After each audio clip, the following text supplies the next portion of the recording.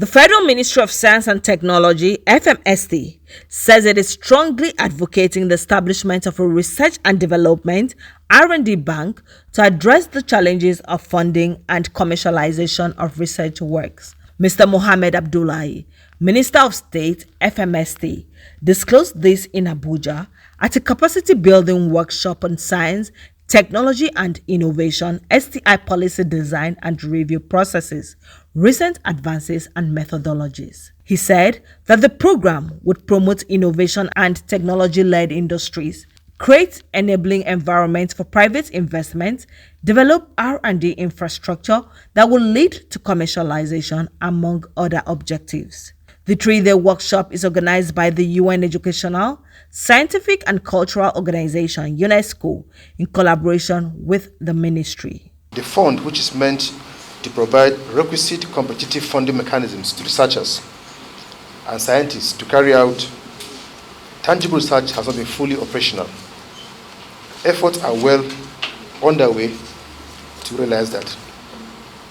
That is why, to mitigate against the challenge of funding, I'm strongly advocating for the establishment of an R&D bank to close the gap in the absence of venture capitalists to support the commercialization of R&D findings. Officer in charge, OIC of UNESCO Regional Office, said the global COVID-19 pandemic had caused nations of the world to scale up investments in STI ecosystems. The regional officer, represented by Dr. Enang Moma, the National Program Officer, Natural Science Sector of UNESCO, Abuja, said some nations had leveraged on the pandemic period to mobilize their scientific, social and industrial capabilities by sharing data that enabled evidence-based decision-making. The interdimensional STI ecosystem is either very weak or inadequate in many developing countries, especially in Africa.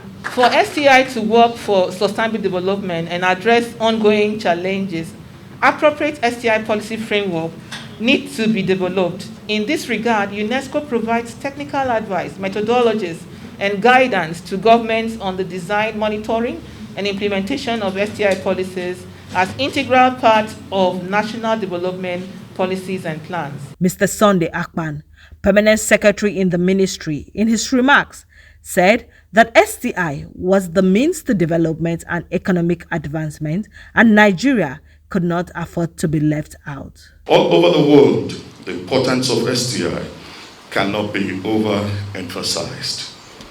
As you are aware, economic success on the world stage and industrial leadership of nations and corporate bodies today are based upon and driven by STI. It is a matter of common knowledge that countries which have made giant strides in sustainable economic development owe such feat to heavy investments on STI, and it guarantees continuous productivity, growth, and potential inclusive and sustainable industrial development. STI has therefore become one of the most enduring and effective means of improving sustainable economic development, in reinforcing competitiveness in industries in a rapid changing world like ours. Permit me at this juncture to say that STI will prefer solutions to myriad economic challenges facing our beloved country. Senior Program Specialist, Division of Science Policy, UNESCO Paris, noted that with COVID-19 and the challenges facing, especially developing countries, there was need to strengthen STI for socio-economic development of vulnerable populations. Ensuring a conducive policy environment that enhances industrial diversification and strengthening of STI systems.